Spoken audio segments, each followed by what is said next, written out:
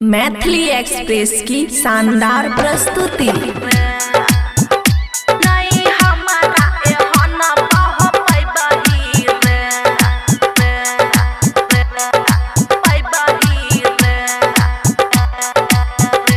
खुशी recording studio बलुआ। डिबिया बरकतनो खोज भी रे नहीं हमारा एहन बहु पैबही रे। डिबिया बरकतनो खोज भी रे नहीं हमारा एहन बहु पैबही रे। डीजे सुमित सतीश रईमा।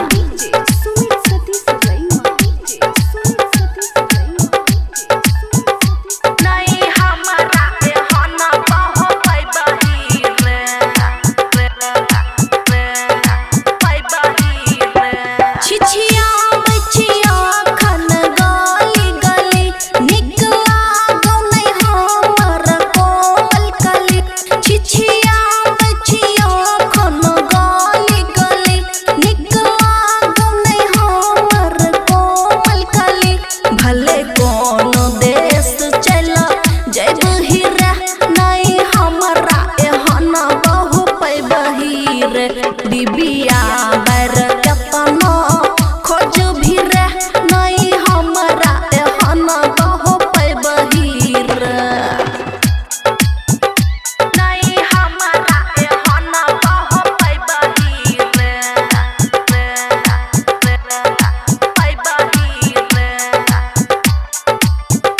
खुशी रिकॉर्डिंग स्टूडियो बलुआ। अखन घर के है लक्ष्मी वाला है लागे छौ मट्टी तोहर कोनी हारे लागे छौ। अखन घर के है लक्ष्मी वाला है लागे छौ मट्टी तोहर कोनी हारे लागे छौ।